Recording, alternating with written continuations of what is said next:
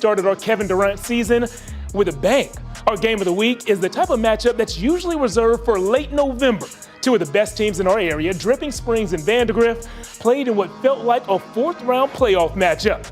And it's one that they thought would be decided by who was more physical.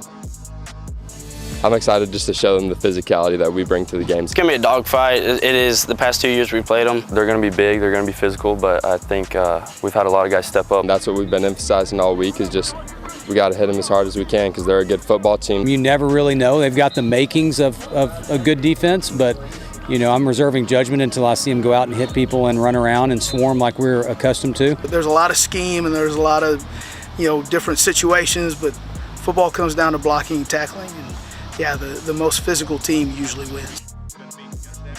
Can't wait to see who that physical team would be. It is time for our Friday Football Fever Game of the Week. Now, one of my favorite parts about week one of the high school season is getting to know the new star players all across Central Texas. And I think we found one at Vandegrift. Miles Teodecki, cool last name and a beautiful deep ball. But one nice shot deserves another one. Drip quarterback Maddox Maher found Cooper Reed on the sideline, and Cooper got his brakes checked recently because he hit him hard before going out of bounds, turned up into the end zone. The Tigers stayed close, but here's the play that broke it open. A wildcat formation with two extra-large fullbacks on the right and an extra-large run right behind him. Brennan Fournier off to the end zone, and the Vipers are off to a 1-0 start. Vandegrift wins this one. Oh, the final score, you know what, is a mystery. But it's a mystery we're going to solve very soon. That matchup is always a great one, and this year it did not disappoint. My friend Corey Mose was there and had a chance to catch up with the Vipers after the game. Corey, solve this mystery for us. The final score of that game, Vandegrift wins what to what?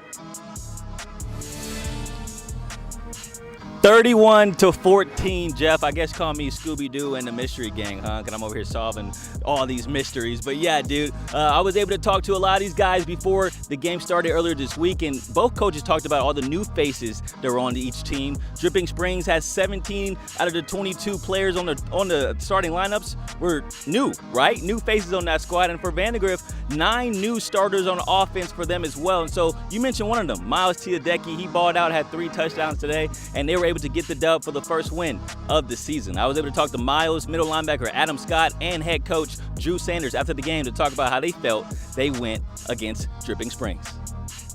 Well, now I'm here with Adam Scott, Miles Teodecki, and Coach Drew Sanders winning their first game of the season against Drip. Now, I want to start with you though, Adam, because we talked about earlier this week, you wanted to show this crowd what this defense is all about, which is physicality. Yes, so holding this Dripping Springs offense to just 14 points, how do you think y'all held that physicality tonight? I think we did a great job. I mean, Coach had us right all week with the game plan. I mean, we were prepared and we executed very well.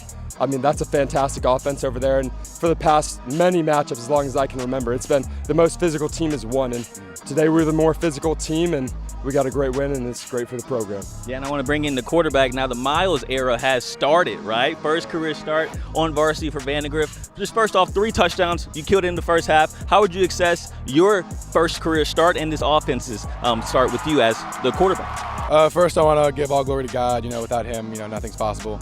But, I mean, started off well. I mean, we've been coached well all week. We knew what we were going to get going into the game, and we game planned well for it. We just went out there and did our jobs and executed well. Man, you got a guy here, Coach. You got a guy here. I told you earlier. Yeah, you did. You also told me you never really know what your team is like until week 1.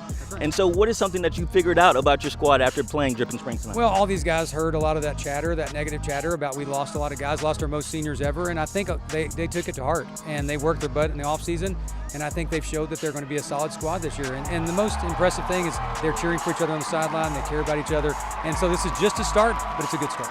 Yeah, I also heard Coach talk about I need to go get some Whataburger tonight, right? Yeah. So what's the order? I'm going to triple meat, a large chocolate milkshake, and a large fry. Yeah, that's the middle linebacker order right there. Probably just get a little double, get a little onions, pickles, lettuce, keep it pretty basic, get a little fries. Yeah, some slight. And then I might be going DQ and steak finger basket. Wow. So we'll see. Throwing in DQ. Well, good luck to the rest of the season. I'm sure I'll see y'all throughout the year. Love that. Love that so much. Now, I was also able to talk to Dripping Springs head coach Galen Zimmerman. He mentioned that he wanted his team to come out and prove something to him. And I think he found out that they were able to take a punch. He realized that his team is young, and this is a good test to show that they need to grow up a little bit. But he also mentioned one thing he liked about his squad is how they didn't quit. They were able to score in their first drive in the second half and also held Vandegrift to no points in the second half. So that's a bright spot for the squad as they head to San Antonio Wagner next week. Now, for Vandegrift, they're playing Cedar Park at Cedar Park, and so they'll face the Timberwolves in week 2.